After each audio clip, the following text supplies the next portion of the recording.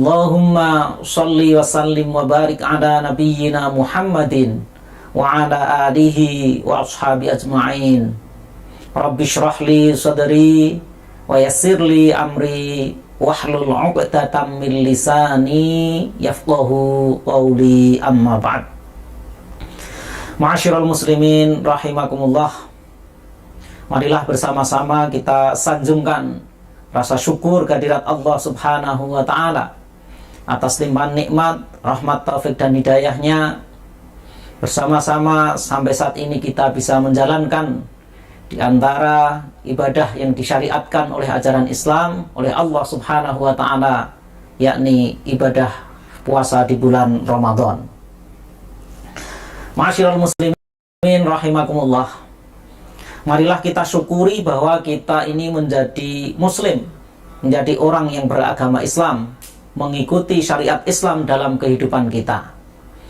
Karena sungguh salah satu dan satu-satunya sesungguhnya kunci kebahagiaan adalah bila kita hidup mengikuti syariat agama Islam. Secara akal, dalil aklinya bisa kita sampaikan demikian. Kita lihat trilogi ciptaan Allah Subhanahu wa ta'ala. Kita manusia adalah makhluk ciptaan Allah. Dunia seisinya yang kita tempati ini adalah ciptaan Allah. Syariat Islam adalah ciptaan Allah. Maka sungguh benar apabila kita ingin hidup dengan bahagia, hidup senang, hidup damai dalam kehidupan kita di dunia ini, karena dunia ini adalah ciptaan Allah dan kita manusia adalah ciptaan Allah, maka aturan yang harus kita ikuti adalah juga aturan yang diciptakan oleh Allah Subhanahu wa ta'ala, yang diperuntukkan bagi kita manusia dalam kehidupan kita di dunia ini. Maka sekali lagi jelas, dan marilah kita yakini, kita syukuri bahwa kita ini menjadi muslim. Maka dengan menjalankan syariat Islam itulah kebahagiaan hidup di dunia dan besok di akhirat insya Allah akan kita dapati. Ma'asyiral muslimin rahimakumullah.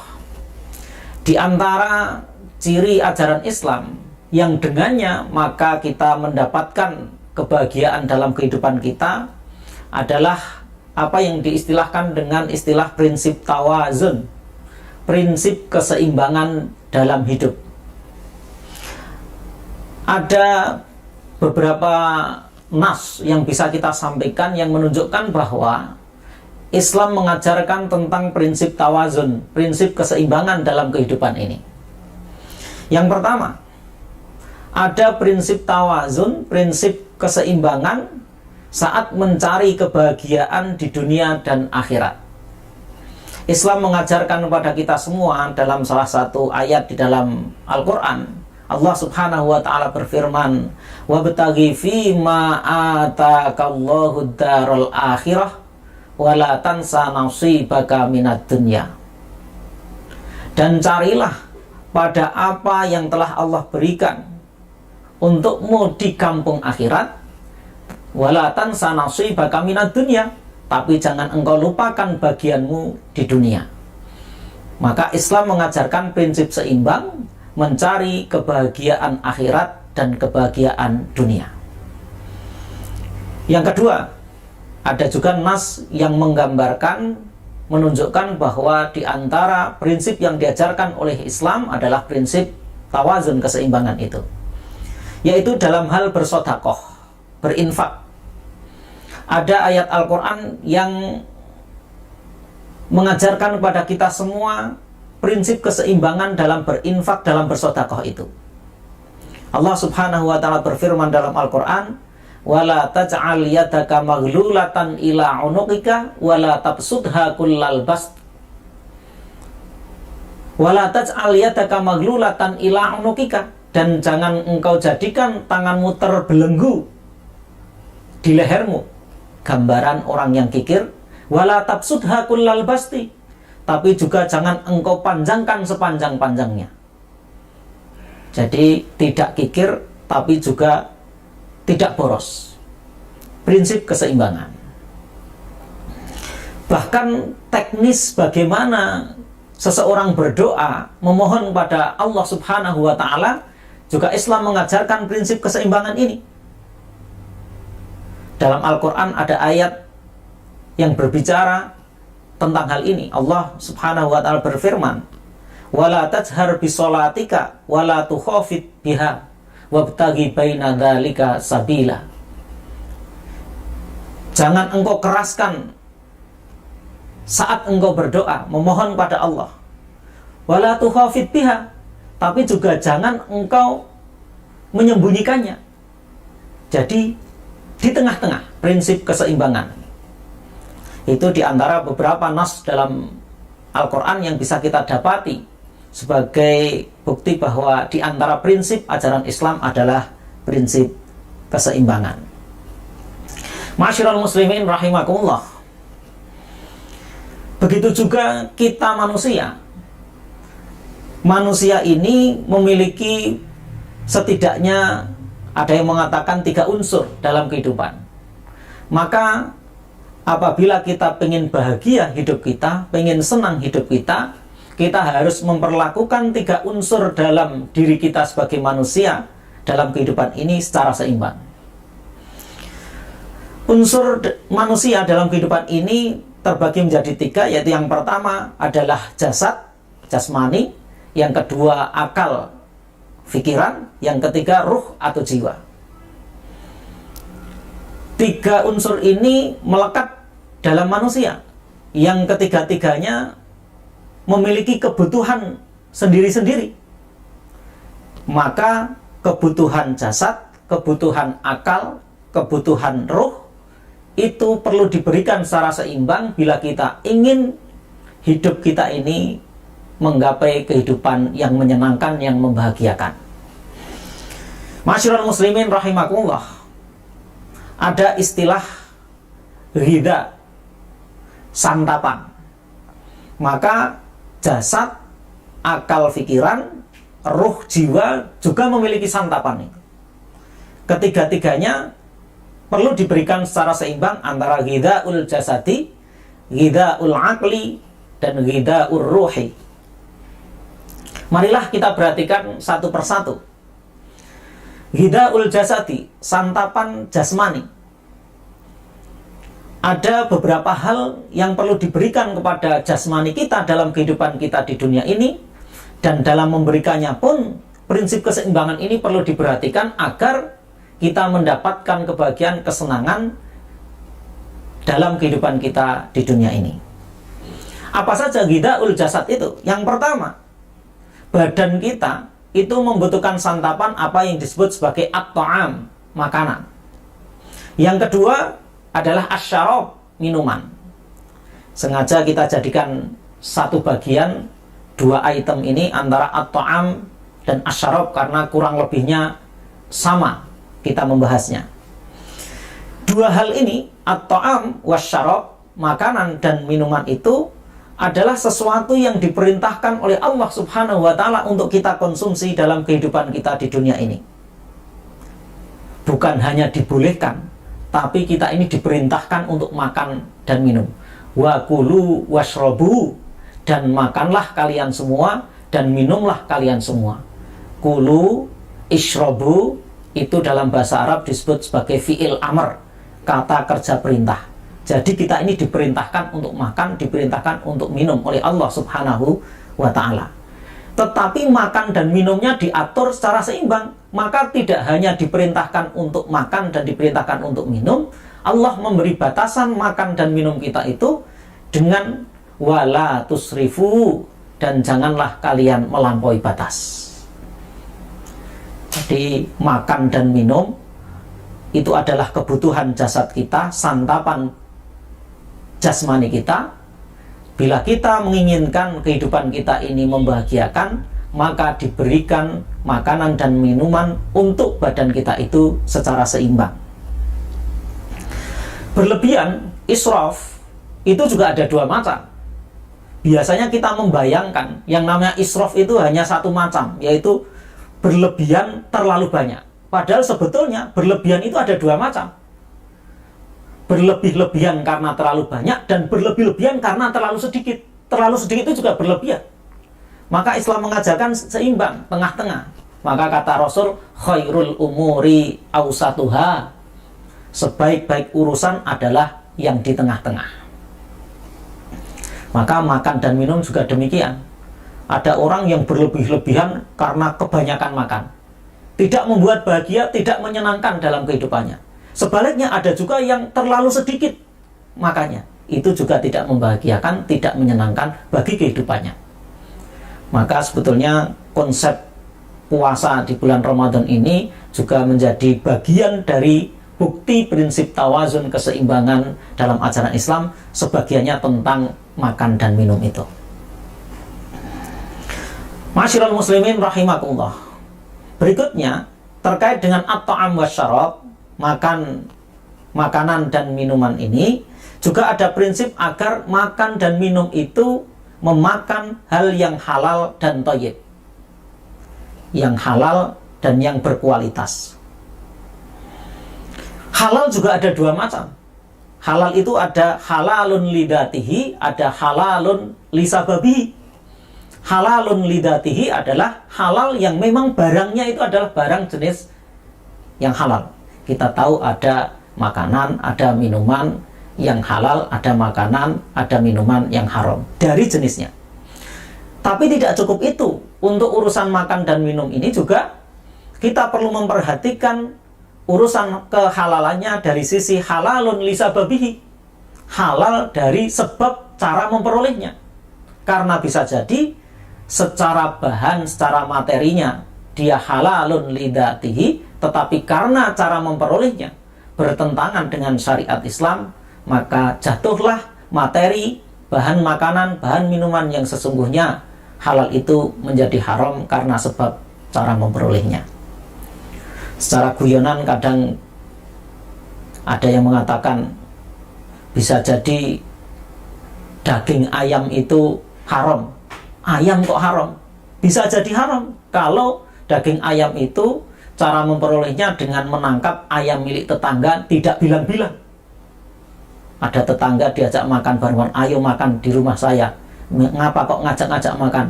Saya baru saja menyembelih ayam. Wah, berarti halal. Ternyata haram, karena tadi waktu menangkapnya yang ditangkap adalah ayam tetangga dan nggak bilang-bilang, langsung disembelih. Karena cara memperolehnya demikian, maka jatuhlah dia menjadi makanan yang haram. Masyiral muslimin rahimakumullah. Kemudian yang ketiga, ghidhaul jasadi, santapan jasmani yang perlu juga kita berikan secara seimbang agar kehidupan kita ini membahagiakan dan menyenangkan adalah an-naum, tidur, istirahat. Urusan tidur ini juga diperintahkan oleh Allah Subhanahu wa ta'ala. Allah dalam Al-Quran berfirman, wa ja'alna al-laila libasa, dan kami Allah telah menjadikan malam untuk berselimut. Bahasa kiasan untuk istilah tidur. Malam itu diciptakan oleh Allah Subhanahu wa ta'ala agar kita beristirahat. Jadi seimbang antara beraktivitas dengan beristirahat. Rasul Shallallahu Alaihi Wasallam banyak memberikan contoh teknis-teknis detail tentang bagaimana cara tidur, pilihan waktu tidur yang sehat, yang sesuai dengan ajaran Islam. Tentu kebutuhan tidur disesuaikan dengan kondisi, dengan usia, juga keadaan. Masyiral muslimin rahimakumullah. Ghidhaul jasadi, santapan jasmani yang keempat adalah ar-riyadhah, olahraga. Menarik bahwa ternyata urusan berolahraga, menggerakkan badan itu juga diperintahkan dalam ajaran Islam. Ada beberapa hadis yang menyiratkan tentang hal ini. Di antaranya Rasul sallallahu alaihi wasallam pernah bersabda, al-mu'minul qawiyyu khairun wa ahabbu ilallah minal mu'minid dha'ifi. Mukmin yang kuat itu khairun, lebih baik wa ahabbu ilallah, dan lebih dicintai oleh Allah minal mu'minid dha'ifi, dibandingkan orang mukmin yang lemah. Kekuatan seorang mukmin bisa didapatkan diantaranya dengan berolahraga. Menarik lagi, bahkan Rasul Shallallahu Alaihi Wasallam dalam sebuah hadis menyampaikan, memerintahkan kepada kita semua, alimu auladakum as-sibahah warimayah warukubal khail. Alimu auladakum, ajarkanlah anak-anak kalian as-sibahah, berenang, warimayah, memanah, warukubal khail, mengendarai kuda. Ada yang menarik kalau kita kaji hadis ini. Yang pertama, bahwa Rasul Sallallahu Alaihi Wasallam itu betul-betul manusia yang cerdas. Bukti kecerdasan itu diantaranya adalah bisa berpikir tentang sesuatu yang tidak ada di hadapannya. Kita mengatakan bahwa pencipta, pembuat pesawat itu adalah orang yang cerdas. Karena apa? Tidak melihat ada manusia bisa terbang, tapi membayangkan bagaimana manusia bisa terbang. Maka kita sebutlah dia manusia yang cerdas. Pembuat perahu, kapal laut itu cerdas. Karena apa? Secara normalnya, lihat manusia bisa mengarungi lautan, tapi bisa membuat alat sehingga manusia bisa mengarungi lautan. Maka perintah Rasul tentang alimu auladakum as-sibahah, ajarilah oleh kalian semua anak-anakmu renang, itu juga menunjukkan kecerdasan Rasul. Karena Rasul menyampaikan perintah ini saat itu Rasul ada di Jazirah Arab, di tanah Arab saat itu. Yang jelas berbeda dengan kondisi kita di Indonesia. Kalau kita di Indonesia barangkali banyak menemukan kolam-kolam. Kalau mengatakan belajar berenang, wajar karena sering menemukan kolam. Rasul Shallallahu Alaihi Wasallam di Jazirah Arab yang jarang bertemu dengan kolam-kolam. Di padang pasir itu kadang-kadang ada kolam, namanya oase. Itu bukan untuk berenang, itu cukup diambil airnya untuk minum. Tapi Rasul menyampaikan perintah, alimu auladakum as-sibahah. Betapa cerdasnya Rasul Shallallahu Alaihi Wasallam.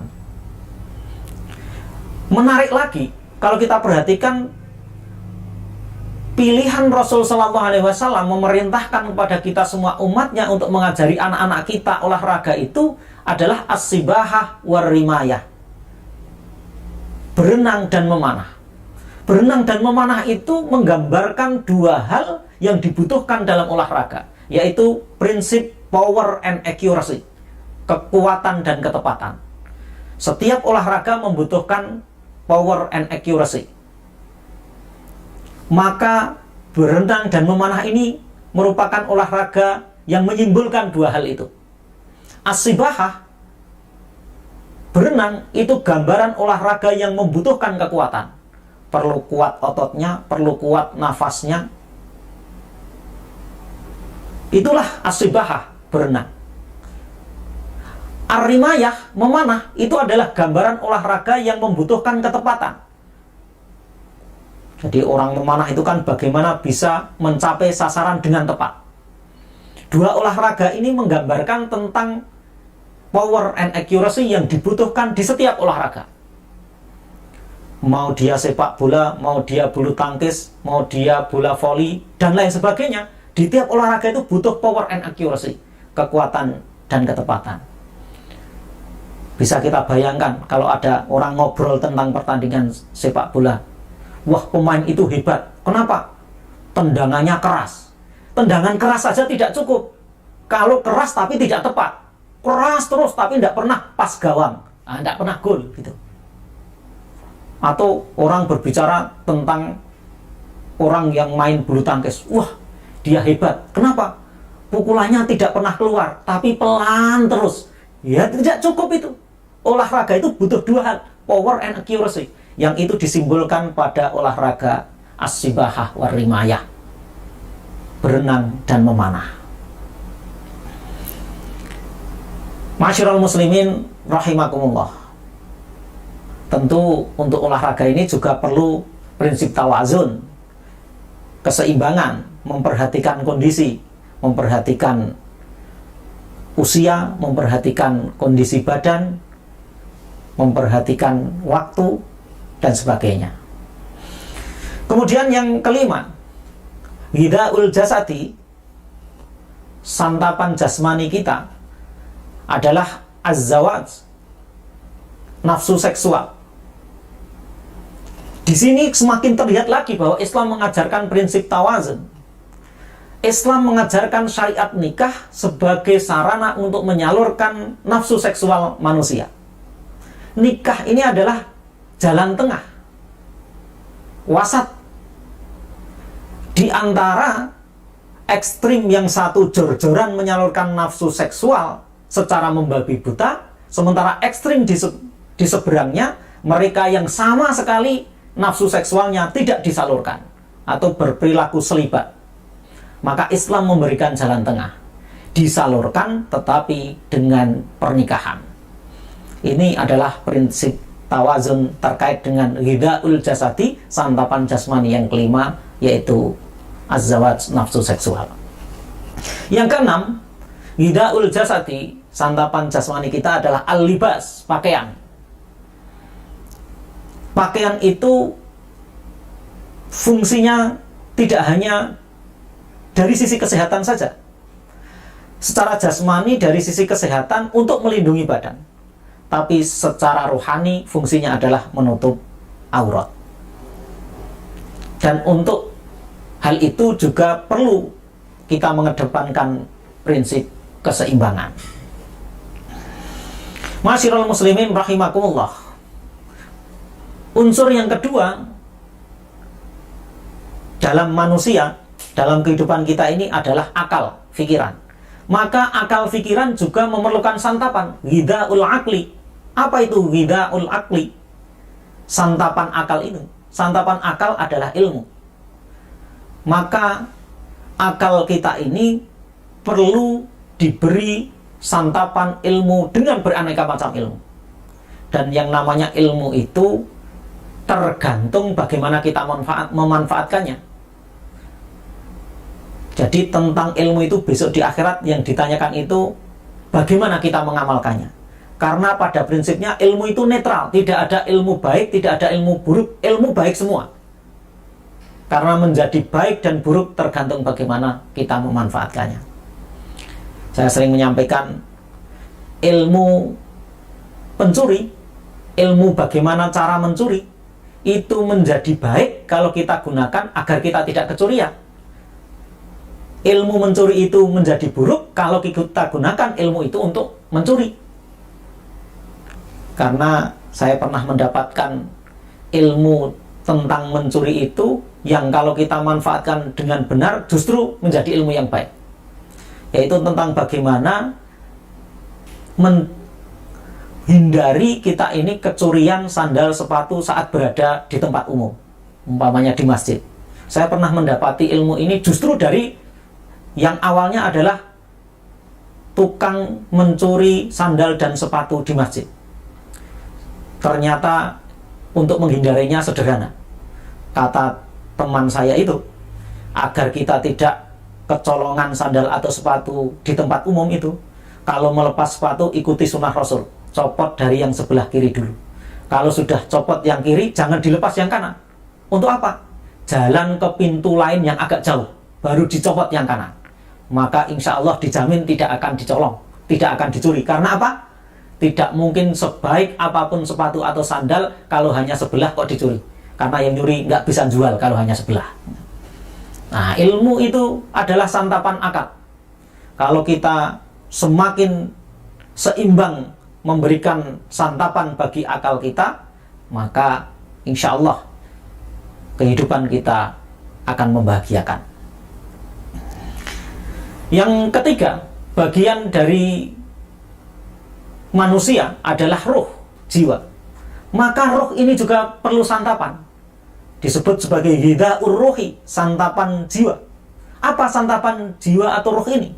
Yang pertama adalah zikrullah. Allah subhanahu wa ta'ala sudah berfirman, ala bidzikrillahi tatmainnul qulub. Ketahuilah, dengan ingat pada Allah maka hati menjadi tenang. Semakin kita sering berzikir, kita sering ingat pada Allah, maka kita akan mendapatkan ketenangan, kedamaian, kebahagiaan dalam kehidupan kita. Bagaimana kiat berzikir? Ada banyak cara. Di antaranya adalah dengan memperbanyak membaca kalimah thayyibah, menghafalkan amalan doa-doa. Rasulullah SAW memberikan tuntunan banyak doa di hampir setiap aktivitas kehidupan kita. Dari bangun tidur sampai bangun lagi. Bukan bangun tidur sampai tidur. Bangun tidur sampai bangun lagi, semuanya ada doanya. Kemudian memperbanyak tilawah Al-Quran. Itu juga sarana untuk berzikir, ingat kepada Allah. Memperbanyak sholat sunat. Itu juga diantara sarana untuk berzikir pada Allah, yang pada gilirannya membuat hati kita menjadi tenang. Yang kedua, ghidha'ur ruhi, santapan roh adalah hiburan. Menghibur diri itu adalah bagian dari kita memberikan santapan bagi roh kita.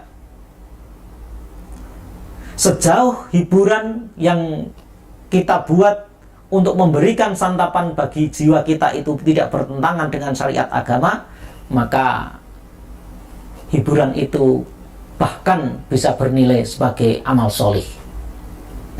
Rasulullah SAW dalam kehidupan beliau juga kadangkala melakukan sesuatu dalam rangka menghibur diri.